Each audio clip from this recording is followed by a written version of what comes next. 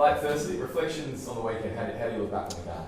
Yeah, obviously a tough game up in Bathurst against a really red hot Penrith side again this year, and although it wasn't the scoreline we wanted to, the performance we want to put out there, a lot of good positive to take out of it, and it is still round two, so we're still finding our way and the way we want to play games throughout the year. So a lot to learn, but hopefully we can move forward this weekend and put out a good performance at home. I wanted to ask about that because you've had so many close and great battles with the Panthers, particularly over the last couple of years, and there's so much belief in this squad as well. Yep. To get them in round two, obviously the performance was strong. Penrith were outstanding as well. Is it a deflating feeling, or is it simply looking at round two of the season and going, here's some things that we can work on? Yeah, a bit of both. I think we obviously just can't brush past it and play it off as only an early season. You want to obviously take the lessons and hopefully we do come across them again later throughout the year or through the finals, because I'm sure they'll be there. And I think they just showed how good of a side they are again this year, and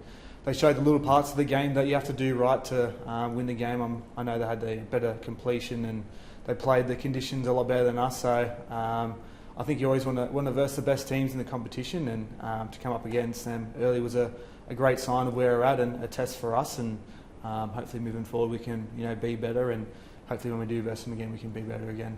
As funny as it sounds, how good were they on the weekend? It's hard to actually know. Early in the year how teams are travelling, but you've seen plenty of good footy. Yep, yeah, they're definitely up there. I think the way they control the game, the conditions, obviously having Nathan Clear and Isaiah Yeo and Dylan Edwards in the side, they're always going to be really strong. And I think again this year they've showed how good their depth is as well. So they've had a few younger players too, and a few players step up, and they all did their role, did their job, and obviously won in the game too. So they're a great side, and I have no doubt they'll be towards the back end of the year again. You mentioned some of those things that you guys want to work on. Like, what are they specifically that you actually took out of that? Yeah, I think fundamentals. Obviously, if you drop the ball and give possession to good sides, they make you pay. And I think defensively, we want to pride ourselves on our defence and working hard for each other. And I thought on the weekend we probably let ourselves down in different areas. And I think the build-up of pressure that they built on us was, a good example of what we want to do to other teams. And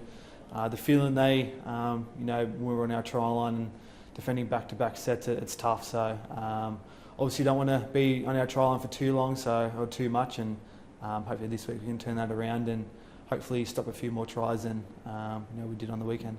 I know round two, everything's taken with a grain of salt, but the way you guys have played footy through your trials and also in round one, everything just seemed like it came so easy. No one wants to lose. Is it a good performance, a result to have, just to kind of remind yourselves of things? Yeah, it wasn't all doom and gloom. I think if you watch the game back, at the start we came out firing and obviously started the way we wanted to. There was probably that 10-minute period before half time where we probably slacked off a little bit and they scored some quick tries, and then after that was hard to regain momentum. So there was a lot of good signs to come out of it, and I know the scoreline, 26-6 wasn't as close as what it seemed on the field. I know being out there did seem really close in a semi-final like contest, so that'll hold us in good stead throughout the year. And like I said, hopefully we can just build off that and become better this week and better moving forward.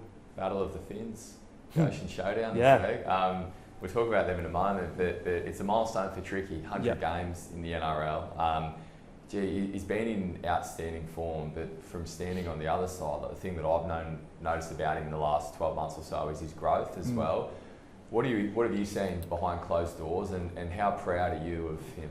Yeah, obviously really proud. He's obviously come through the grades for a while now at Sharks, and I've played a lot of footy, if it's under 20s or Newtown, and just to see his growth and progression throughout the levels, it's great to see. And I know he's such a bubbly character and a nice guy to have around the team, and I know everyone really enjoys his company. And I think above all, he's a competitor. He's if it's training, if it's cards, if it's ping pong, he wants to win, and that's the type of people you want in your club and in your team. And I love playing every week with him. He's a ball of energy, and you can see he can create some amazing moments throughout the year. And I think at the moment, just his maturity and the way he's controlling games is what I'm loving to see, and hopefully he brings this weekend, and hopefully the whole team can put out a good performance for him. Maturity on the field, we've seen it offered as well. He's spoken pretty openly about the setbacks he's had away from footy and just the work that he's done to rectify that as well. As a teammate, I can imagine that you're seeing things there that fans, the general public wouldn't about sacrifices he's made? Yeah, definitely.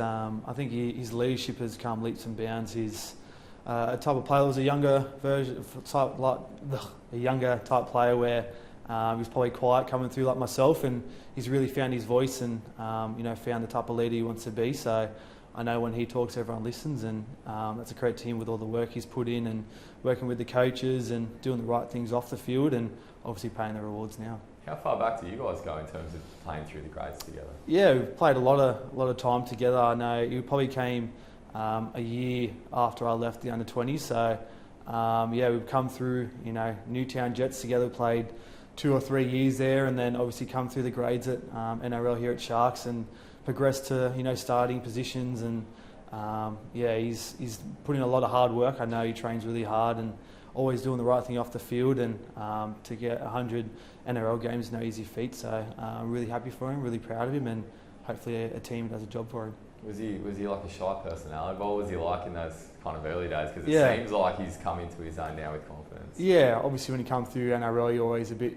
shy, a bit on the quieter side. So he was definitely like that too. But I think now you see his personality. He's bouncing around, he's making jokes, he's dancing, he's singing, he does everything to get the energy and the mood up, and we love that about him, and he brings it every day, and we're so lucky to have him in our club. Dolphins, plenty of strike, when you look at their back line. I guess how do you approach that?